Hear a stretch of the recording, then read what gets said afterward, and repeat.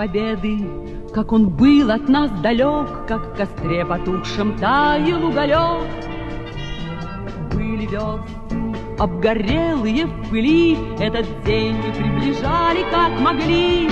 Этот день победы порохом пропах.